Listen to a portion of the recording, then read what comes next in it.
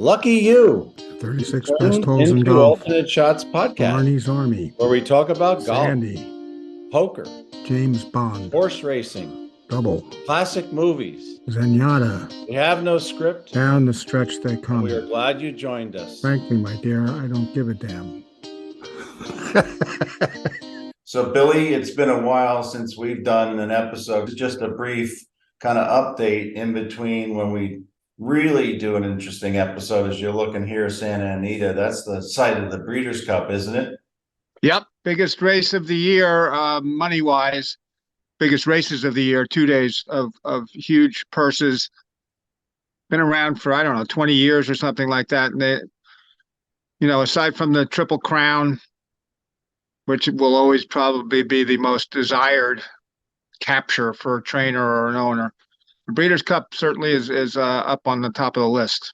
Well, let's come back to that in a minute because I want to dive deeper into that with your expertise. You've been busy the last month, it seems. So going back to, we had a really great episode in Atlantic City with Doug Frazier. And if you haven't had a chance to look at that one, that's a classic gambling, golf personality from Joe Namath to Mickey Mantle and Willie Mays. And then we had the opportunity to talk to Mark Frost. And Mark Frost was gracious enough to spend so much time. We have two episodes with him, kind of part one and part two, and the stories from him meeting Alfred Hitchcock, right? Wasn't that precious what he talked about? Yeah. And of course, his books, The Greatest Game Ever Played, which is a great golf story, not only a great golf story, a great movie, and The Match, which is a legendary, match between four of the greatest players of the time. I'm not sure if Francis we met played Winged Foot. We'll have to check into that. I'm guessing Eddie Lowry must have played at least once there, but each of those books he wrote, from The Greatest Game to the Grand Slam about Bobby Jones. And Bobby Jones played Winged Foot. We know that. He had to go overtime. He had to make that exciting putt.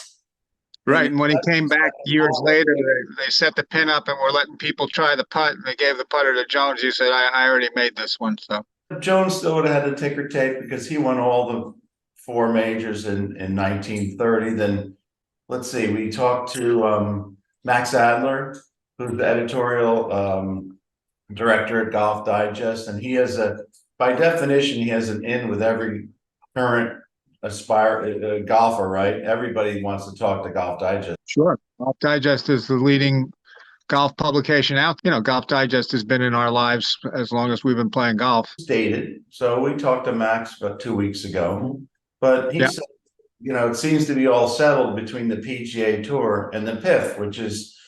It's curious how much headlines that had when Liv and PGA were fighting, and then they announced that sort of behind the scenes settlement, and everybody was all lovey-dovey, and now we haven't heard much since then.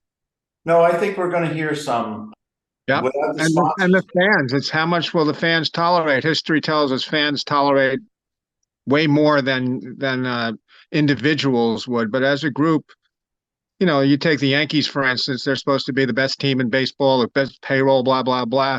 They can't win anything, and yet they're selling out. So well, fans are stuck with sports, and we all love to watch them. And unfortunately, we have no say-so in how they're run or who controls them.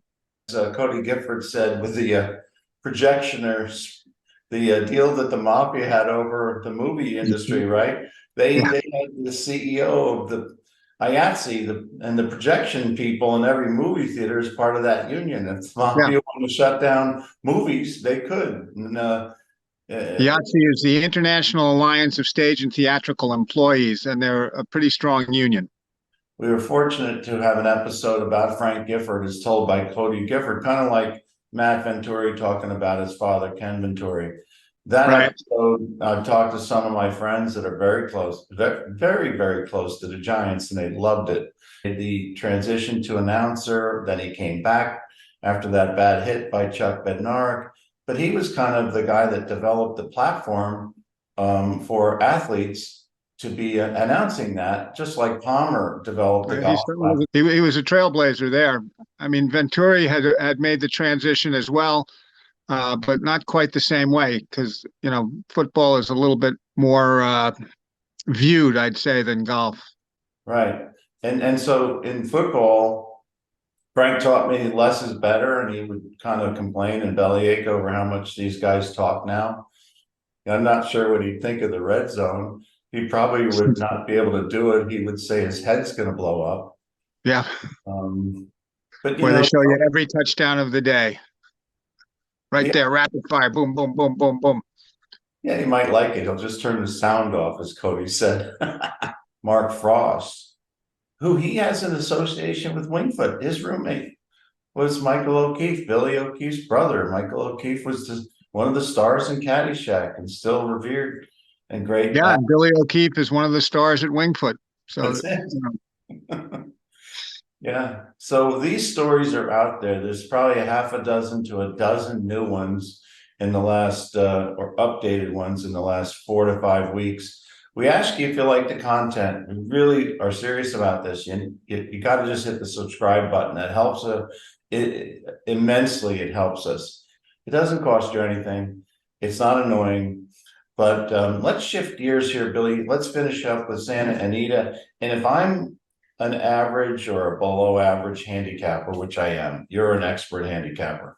Well, there's no such thing as an expert. There's self-proclaimed experts or there's ordained experts, but nobody wins all the time.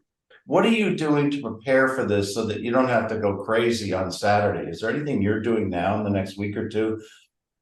Well, I wait for the post position draws and everything like that, and the racing form will come out next week, and I'll get on that as soon as I can because it is 2 days of racing. But what I tend to do is work backwards from the big race back, and if I can find something in there that I like enough in one of the top 3 or 4 races to anchor a few different plays, that's where I'll begin figuring out how I'm going to approach the betting lines. I think I'm wed to Arcangelo and the Breeders' Cup Classic, just because I put everybody on it for the Travers, and I said at the time I don't think he might not ever lose again. I'm going to stick with that.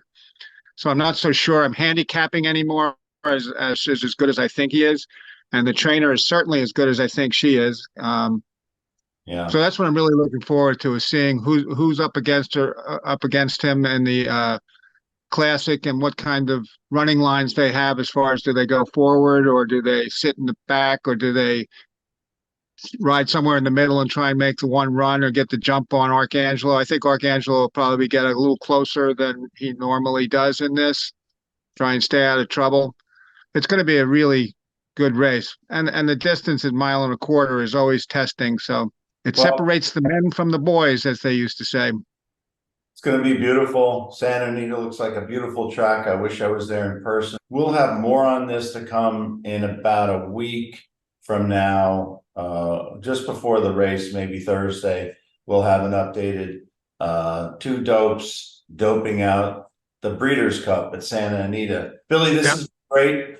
We'll talk to you later. Thanks. Okay, sir. Take care. Thanks for joining us today. Billy Harmon. We really appreciate your Double feedback. Indemnity. And please Arky. subscribe to the Two show Router. and hit Claude the bell Harmon. icon so you get notified. Movie Classics. New episodes. Mark Gable. Hit them Odd hard Job. and hit them off. Best 36 holes.